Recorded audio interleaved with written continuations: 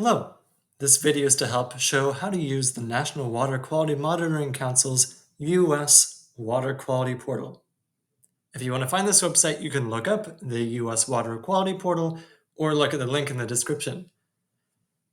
The point of this website is to look at in-depth water quality data, both governmental, professional, volunteer data. There's a lot of data on this website, and unfortunately, it doesn't have a fantastic user interface the way that some of the previous websites we've looked at have. However, this website makes up for it in the sheer amount of data that is actually available. There's so much potential to use here. If you want a guide to help follow along on this, then that is also in the description. There's going to be two parts to this video. First, how do you collect the data that you want from this website? And then two, how do you analyze that data in Google Sheets? For now, let's look at the website itself. Counterintuitively, we want to switch from basic to advanced. The reason being that basic offers just too much data. I'm talking hundreds of thousands of data points. With advanced, we'll have a nice, only a few thousand data points.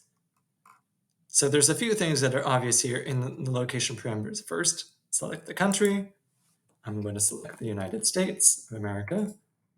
State, I'm going to select Iowa. And for now, I'm going to select Johnson County.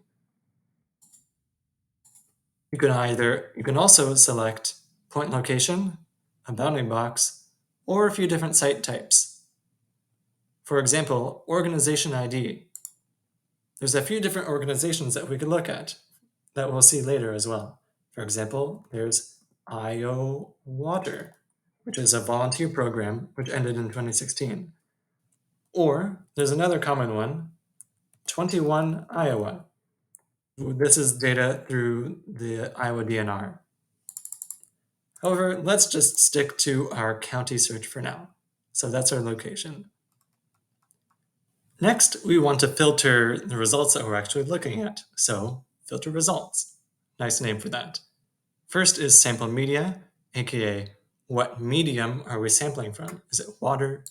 Is it biological? Is it air? Let's just leave that blank for now. Characteristic group. What group are we measuring something from? What are we measuring? I'm going to select nutrients. We can also search for a very specific characteristic. However, that list is so long that it doesn't actually include too many on here. You would have to know the specific characteristic that you're looking for. So let's leave that blank now for as well. You could also search for project ID or parameter code. We'll leave that blank as well. Or a biological parameter. So maybe there's some specific macroinvertebrate that you want to look for. Or bird, for example. Again, we'll leave that blank just for the purpose of this video. An important thing we need to narrow down is a date range. If we look at all possible years of nutrients, we're going to get too much data. So instead, let's select a very narrow range of years, 2000 to 2001. We have about a 2-year window here from the beginning of that year to the end of the next. If we wanted, we can also limit what data sites we look at. Maybe we only want to look at data sites that have, say, 20 or more results. For now, let's look at all the data that we can get from this 2-year window of nutrients in Johnson County. Last but not least, we have a few options for how we download the data. First, up here in the upper left is the data source. First is the USGS, and the ARS, which is through the USDA, and then last is through the EPA. We'll keep all of them for now. The file format we'll keep as comma separated, as we're going to be looking at this through Google Sheets. Excel also works fine with comma separated, so leave this as is. Then there is a multitude of data profiles that we can look at. The default is site data only, which is metadata. Then there's 3 more here in the middle, sample results of varying qualities. First is through physical and chemical metadata, biological metadata, and then narrow sample results. I'm going to select this because it shows us our results that we filtered for above, but it cuts out most of the extraneous metadata that I don't really care to look at, and honestly, most data points don't include that metadata anyway. If we want to share these specific searches, there's a few different URLs we can copy. But for now, let's click download. And it gives us a warning and shows that we will download 1,634 samples from 55 sites. Great, let's continue. Here's part 2 of the video. We have our data, but how do we use it in Google Sheets? Well, first, we need to get it there. So let's open our folder. I'm using Windows 11. It downloads as a zip folder called narrow result. Well, we downloaded it as a narrow result, so that makes sense. First, we need to extract our file from this folder. Extract. And here's our file that we want, narrow result. Let's just call it sample data. Over here in my Google Drive, I can take that sample data and drag the file in as a CSV file. Now, Google Drive can't open that directly, so we need to double click on this and open with Google Sheets. And this creates a Google Sheets in the same folder with all of the data in it, with the same name. On opening the document, you'll notice there's a lot of metadata here. In fact, many more columns over to the right side. We don't actually care about most of this. We care about only about 4 columns. First, column A is the organization identifier. This tells us where or what database did we get the data from. There's a few other ways of phrasing that in columns B and C. Column D is important. What day was our data measured? Column E is the time. Maybe that's a little bit too specific. The time zone. The monitoring location identifier is another important thing. This tells us what specific spot was our data collected from. And they have these long strings of numbers. We don't care about this column or the next as much.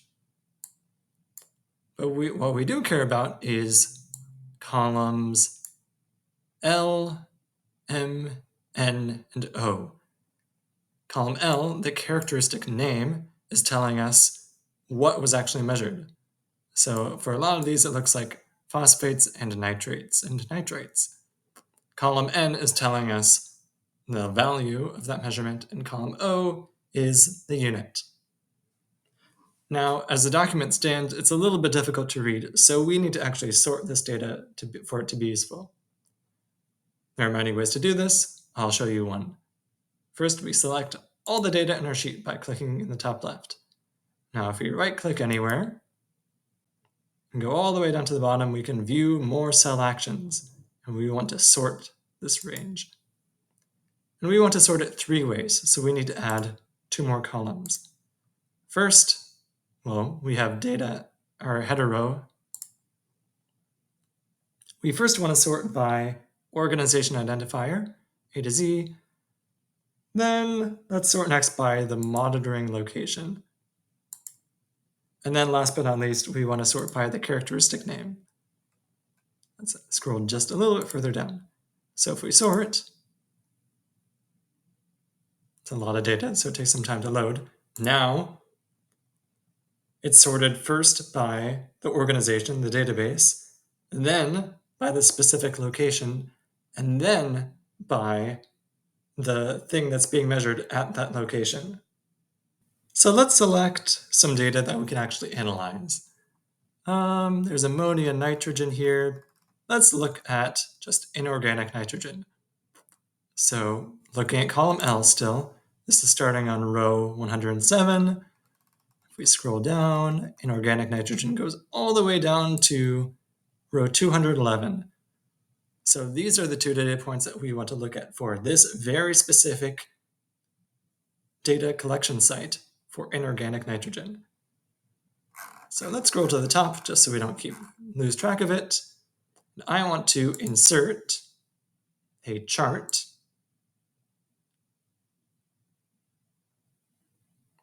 Excellent. And for data charts, we typically want to look at scatter plots. So up here at the top, column chart, let's scroll down to scatter charts. Now, as we said, we're looking at rows 107 to 211, but we want to look at the results in column N over here per time, so column D. So in the x-axis, we typically put time. Let's select our data range for that. We want D107 to D211. Of course, we still need the y-axis, so let's add a series. Let's do the same thing. Now N107 to N211. Click OK. And now we have our chart of nitrogen over time at this one specific data spot. To summarize, the US Water Quality Portal website is an incredibly powerful resource. It can allow you or your students to view as much data as their heart desires. The caveat being that, of course, there's probably too much data on this website. So it's really important that your search parameters are really specific. However, I think this website is a great asset to people individually or to classrooms. Of course, if you have any questions, feel free to leave a comment below. Thanks.